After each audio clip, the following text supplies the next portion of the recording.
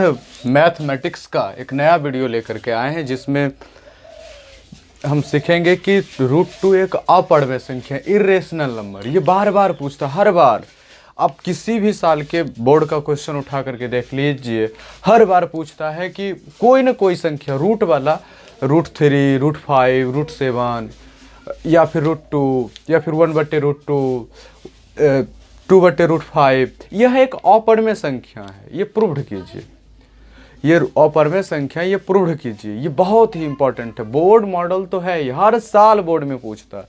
यहाँ से 2 नंबर, आप ये 2 नंबर ये आपको हर हाल में देगा ही। आप ये बना के आइए, 2 नंबर पाइए। देख, अब ये ऐसा क्वेश्चन है तो सिद्ध करें कि √2 एक अपढ़ संख्या। अब किसी चीज़ को अगर प्रूफ करना है कि बाबू ये चीज़ है, ये सही है, ये गलत है। अगर सही प्रूफ करना है तो गलत मान करके चलना होगा। गलत मान कोई कहेगा तब न उसको सही प्रूफ करेंगे। अगर हमको कोई कह रहा है कि तुम गलत हो, तुम बेकार आदमी हो, तो हमको तब न प्रूफ करना पड़ेगा कि हम सही कैसे हैं। तो सबसे पहले बेकार मानेगा कोई हमको तब ना। इसीलिए अगर हमको सिद्ध करना है कि √2 एक अपढ़ संख्या है, इसका विपरीत मान करके चलना होगा। हमें √2 को परमेय संख्या मानना होगा। इसी तरह हम देखिए, इसीलिए हमने क्या √2 को क्या मान लिया, √2 एक परमेय संख्या है। हमने मान लिया क्या, √2 एक परमेय संख्या। और परमेय संख्या कौन होता है, तो परमेय संख्या p/q के रूप में लिखा जाता है या फिर p/q के रूप में होता है। परमेय संख्या किस रूप में होता है, p/q के रूप में होता है। हमने यहाँ पर बना दिया बिट। अब यहाँ पर क्या हुआ जी, यहाँ पर लिख दिए कि परमेय संख्या p/q के रूप में होता है। जहाँ पर अब p/q के रूप में होता है तो p और q क्या है, जहाँ पर p और q कोई पूर्णांक है।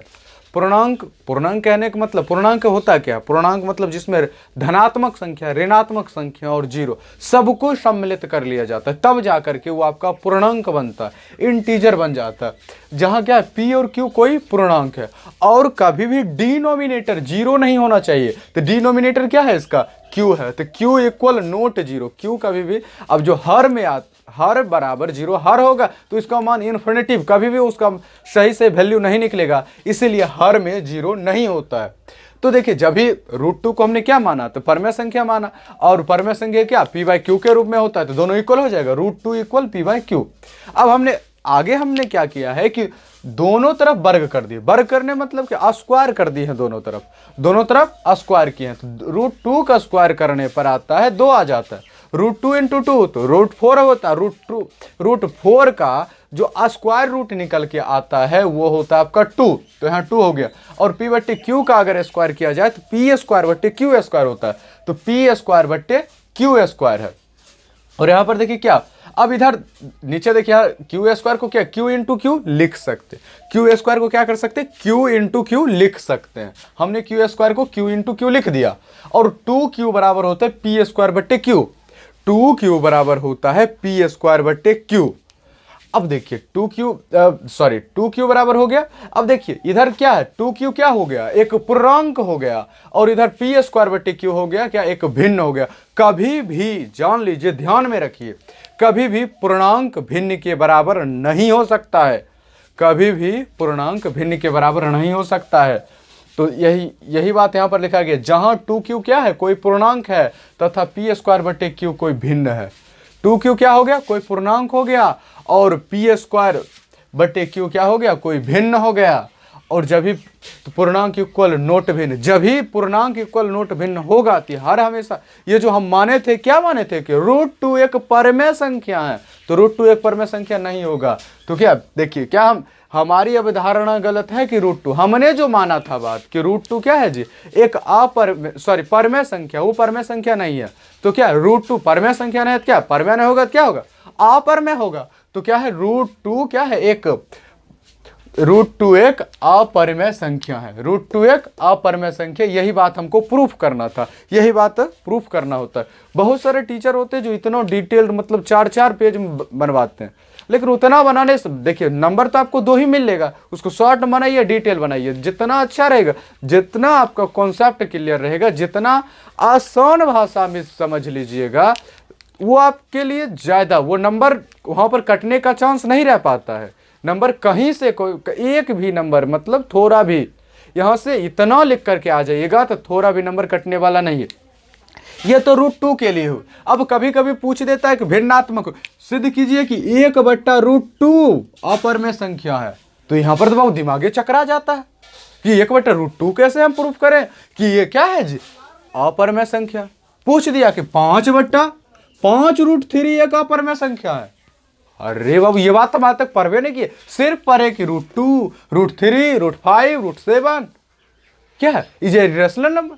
ऐसा तो हम पढ़े ही नहीं कि 5√3 होता है या 1/√2 होता है, ऐसा हमने पढ़ा ही नहीं आज तक। लेकिन ध्यान दीजिए क्या एक बात यहाँ पर, फॉर लर्न मतलब याद करने के लिए, सीखने के लिए, कोई सीखने वाला बात क्या है यहाँ, परमेय संख्या जोड़ अपरमेय संख्या बराबर अपरमेय संख्या, परमेय संख्या घटाव अपरमेय संख्या, अपरमेय संख्या परमेय संख्या गुना अपरमेय संख्या, अपरमेय संख्या परमेय संख्या भागा अपरमेय संख्या, तब पर भी अपरमेय संख्या। बड़ा ये मनहूस आदमी है, अपरमेय संख्या जिसके साथ मिलता है वो पूरा पूरा अपरमेय ही करके रख देता है, अपरमेय जिसके साथ लग गया उसको अपरमेय करके रख देता है। तो अगर क्या जी, अगर √2 अगर 1/, तो √2 इतना दूर प्रूफ कर दीजिएगा। अगर √3 प्रूफ करना हो तो सब जगह सिर्फ √2 जहां जहां है वहां √3 रख दीजिएगा, आपका प्रूफ निकल जाएगा। बड़ा आसान है ये बात प्रूफ करना कि ये √2, √5, √7। अब देखिए अगर प्रूफ करना 5√3 तो परमेय संख्या 5 क्या हो गया, परमेय संख्या हुआ, और परमेय संख्या को गुना किसके साथ, अपरमेय संख्या के साथ हो जाएगा, तो ये क्या हो जाएगा, एक अपरमेय संख्या होगा। ये क्या हो जाएगा, एक अपरमेय संख्या हो जाएगा।